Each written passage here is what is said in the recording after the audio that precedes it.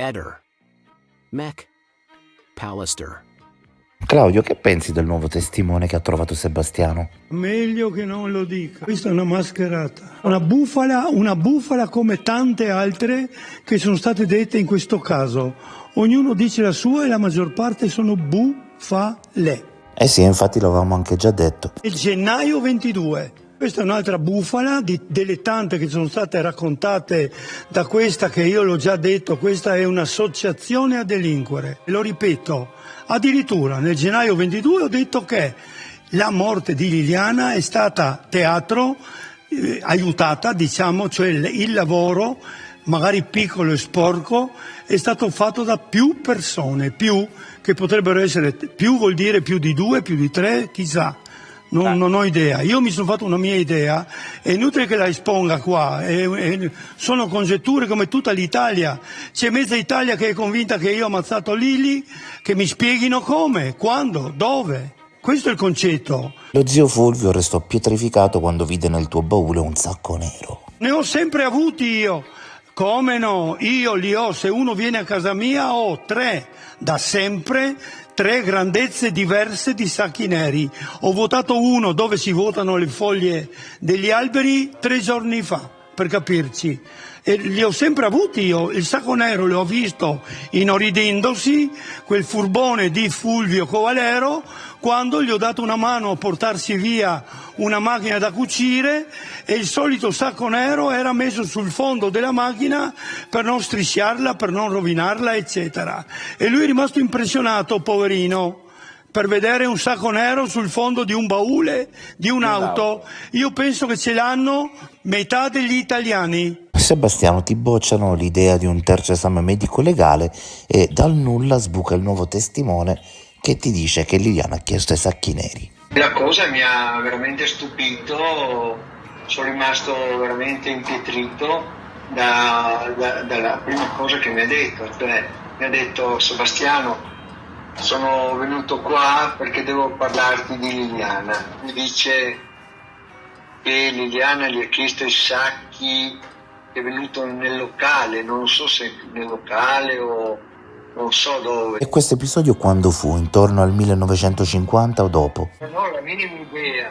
Ma guarda, all'inizio pensavo chissà cosa mi racconta, a parte che non riuscivo a capire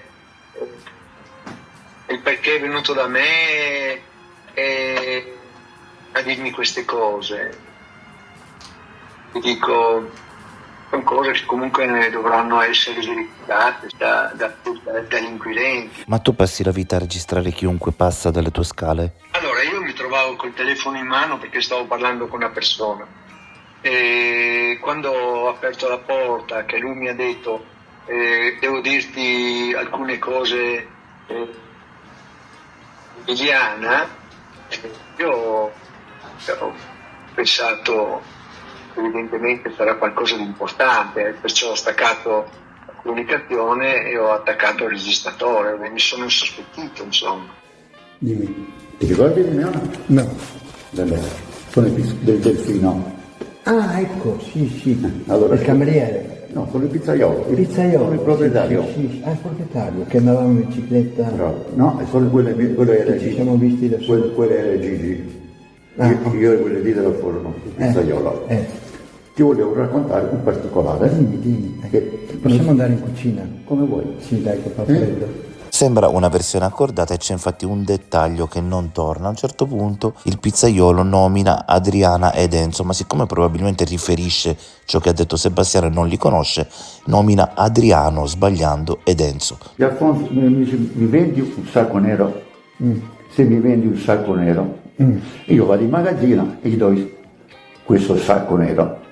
Poi siete entrati dentro e c'era Adriano e Enzo. Adriana e Enzo, sì. A solo. Che andavamo sempre a mangiare la pizza. Il caro Buonocore probabilmente quando nomina Adriano ed Enzo non sa minimamente di chi sta parlando. Probabilmente sarò anche entrato in quella pizzeria se lui era là 15, 20, 30 anni fa, perché ho girato le pizzerie di Trieste poco meno che tutte, insomma, saltuariamente con amici, eccetera, a prendere una pizza, per cui, non era nel mio giro di, chiamiamolo, pizzerie preferite. Però... Io dico, parlando fra noi, che primo a dirlo oggi è una bufala nella bufala, perché cosa serve dirlo oggi? Doveva farlo in tempo debito, cioè 3 anni fa, primo. Secondo, doveva andare in polizia a dire le sue cose, non a Sebastiano. Che cavolo, io scopro una cosa o mi ricordo di una cosa che può essere interessante e la vado a dire a Sebastiano. Io preferisco pensare, siccome penso sempre male, che Sebastiano sapeva anche che questo tizio verrà da lui a raccontargli la storia. Sebastiano, secondo me, sa tutto, ma a me sembra idiota da parte di Liliana, per questo credo poco alla veridicità di questa storia. Con 50 o 100 centesimi compri un pacco di 20 di sacchi neri. Hai bisogno di chiedergli a un pizzaiolo che conosci appena? Domanda banale. Io sono rimasto veramente impietrito. Io guarda, da quel giorno là sto tremando. Io non l'ho riconosciuto. Mi fa, sai Sebastiano, sono qua perché devo dirti delle cose importanti di Liliana. Mi si è gelato il sangue. Avevo il telefono in mano e registro la chiacchierata. Mi è venuto istintivo. Scusa, è una persona che viene da te, che non conosco, non so chi è. E io ho detto, chissà cosa mi può dire, magari qualcosa di veramente tremendo, importante. Era Liliana. Da lì gli ha detto se può dargli uno di questi sacchi neri, no? Il giorno dopo è ritornata a chiedere un altro sacco nero e lui gli fa, ma no, quando vedo Sebastiano mi faccio dare da lui. E lei gli ha detto no, non dire niente a Sebastiano di questo. Sul momento, ti dico, sono rimasto impietrito, però mi sono fatto un sacco di domande, perché è venuto da me e perché ha aspettato tanto tempo. Perciò credere a questa persona mi è un po' difficile, oggi come oggi. Non è che ti sei inventato tutto tu. Guarda, mi rifiuto di rispondere a queste cose. Non merita in commento, guarda, non merita. No, come mai si è inventato questa roba? Io penso che qualcuno l'abbia imbeccato. Questo qua si presenta dopo 4 anni. Perché non è andato subito in questura? Io spero che dica il nome di chi è questo carabiniere. Al di là del carabiniere misterioso che ha sconsigliato Buonocore dall'andare in procura, ma può essere che Liliana si faceva quasi 3 chilometri per comprare un sacco nero? Ma neanche per idea. Non so come mai si è inventato questa roba. O si è inventato lui o qualcuno gli ha detto di dire questa roba. Io penso che qualcuno l'abbia imbeccato. Il mio ex cognato, Sebastiano, lui non ha mai cercato la verità. Mia sorella aveva paura di Sebastiano. Io ho il sospetto che lui la odiasse proprio. Lui c'entra di sicuro, perché una persona che ha perso la moglie va a cercare la verità, cerca di aiutare, non di depistare. Uno va là, gli suona il campanello e lui è pronto a registrare. Ma chi è? Ma non lo so, è meglio che tutti questi personaggi che hanno siti. Il testimone dice di essere pronto a incontrarti. Io non voglio incontrarlo, non ho proprio niente da dire. Io rispondo che non ci sono testimoni a favore o non a favore, ci sono testimoni veri e testimoni falsi. Diciamo, se guardo appunto come sta lavorando la procura adesso, come sta andando avanti, che appunto in aprile il mio ex cognato è stato indagato per omicidio con l'aggravante appunto di averlo causato a un familiare, la moglie, e di colpo sono spuntate tutte queste testimonianze strane, curiose, proprio curiose, perché ogni momento che succedeva che trovavano qualcosa che potesse appunto causare danni al mio ex cognato, arrivava il testimone.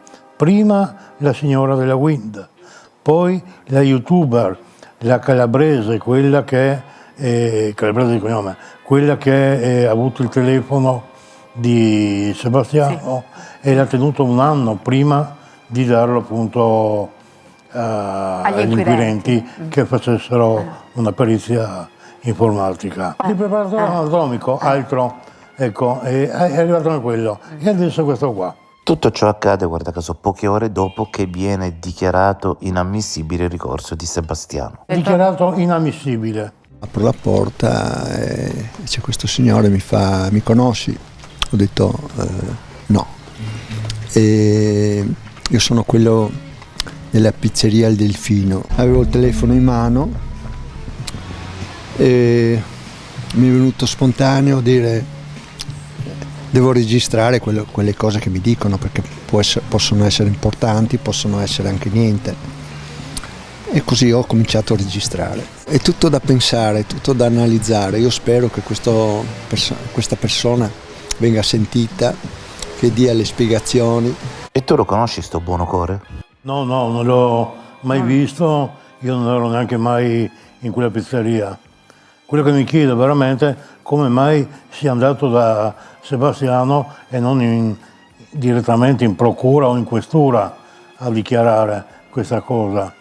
E in ogni caso si è detto che c'è un carabiniere che amico suo che le ha sconsigliato di parlare, di lasciare stare questa storia. Ma quando mai un milite appunto dice una cosa simile? Abbiamo il compagno della signora Micheli, che è un ex carabiniere, che sono 4 anni che sta anche lui lottando per sapere la verità. Io personalmente ti dico, non l'ho riconosciuto. È entrato lì quella mattina e basta. Mi ha detto una cosa che mi ha molto colpito. Cioè mi ha detto: devo dirti qualcosa di importante di tua moglie. E io mi sono sul momento spaventato, chissà cosa mi dirà, cosa magari di tremendo, no, capisci? Ho pensato questo. Allora ho cominciato a registrare, ho messo il telefono nel taschino della camicia che avevo e siamo andati dentro. Gli ho detto: guarda, andiamo dentro perché fuori fa freddo, così. Quindi lo hai registrato di nascosto? Lui non lo sapeva che registravi? No, assolutamente. E la cosa che mi turba ancora di più è il fatto che lo dica adesso, capisci? E perché non l'ha detto agli inquirenti, visto che soprattutto Liliana è morta in quel modo là, poi nei sacchi neri. Personalmente non credo che siano quei sacchi là, assolutamente non credo. Come dice lui, nel 2019-2020, capito? Cioè mi sembra a casa avevamo tutto, capisci? Quindi i sacchi neri voi li avevate? Non abbiamo mai avuti noi i sacchi neri, avevamo quelli normali che si comprano, quelli a strappo, quelli colorati. Beh, del resto se uno si vuole togliere la vita, i sacchi colorati non li può usare, servono per forza quelli neri, tu li metti da parte e magari dopo anni li usi. 2 anni mi sembra veramente assurdo. A parte il fatto io appunto dico che ho visto anch'io che in macchina Sebastiano aveva dei sacchi neri per non sporcare il fondo con le biciclette. A parte questo, io adesso spero appunto che la procura che valuti tutto questo, che faccia le ricerche opportune e dopo che porti tutto davanti a un giudice. Io reputo che un giudice appunto trasformerà da omicidio a femminicidio, perché per me ormai è questo. Tutte queste amicizie, queste persone che si conoscono, che la youtuber con quella della Wind, con anche l'operatore, adesso esce questo pizzaiolo, ma non lo so, Covalero, anche altra persona che sa tutto, ma come mai? Chi sono queste figure? Cosa sanno? Io vorrei che appunto che il mio ex cognato invece spieghi bene il fatto dei cordini, il cordino, che chi l'ha tagliato, i cordini a casa sua, come mai li ha trovati lui e la polizia dice no, che non c'erano, quando hanno fatto la perquisizione. Che spieghi anche i filmati della GoPro che sono stati manomessi, tagliati, io proprio so perché ho provato e ho visto. E questo deve spiegare, non portare queste persone che raccontano queste storielle cabarettische, non lo so. Io ti dico, fino a prima di questo pensavo di Liliana di conoscerla perfettamente, di sapere tutto di Liliana. Adesso, dopo questo, comincio a pensare forse mi ha nascosto qualcosa, forse c'è qualcosa che nessuno di noi sa, perché lei non parlava con nessuno, parlo dei familiari, delle persone che conosceva. Io l'appello che faccio è questo, che guarda, abbiamo un'albergatrice che dopo 2 anni e mezzo viene fuori con determinate cose. Abbiamo un preparatore anatomico che dopo 3 anni e mezzo dice che lui è responsabile di questa rottura della vertebra. Adesso abbiamo un signore che viene qua da me e mi dice dopo 6 anni, cioè io dico a questo punto, io l'appello che faccio, se c'è qualcuno che in qualche maniera sa cosa può essere successo a Liliana, di farsi avanti. Se c'è qualcuno che lo sa, che sa qualcosa, io sono sicuro che forse nell'ambito del lavoro, delle conoscenze che aveva lei, perché io conoscevo quello che conoscevo, quello che andavamo fuori, che si salutava uno con l'altro, per lei comunque facendo sport aveva dei contatti molto importanti, delle amiche, degli amici. Dove sono? Dove sono? Io sono convinto che loro sanno di più, capisci? E mi rivolgo a loro e dice, guarda, anche un piccolo dettaglio, qualsiasi cosa, che comunque uno che ha frequentato Liliana può aver intuito, capisci? Io non credo che lui vuole farlo intendere questo, ma avrà tutto altre idee in testa. Io penso che chi conosceva mia sorella abbia solo detto la verità.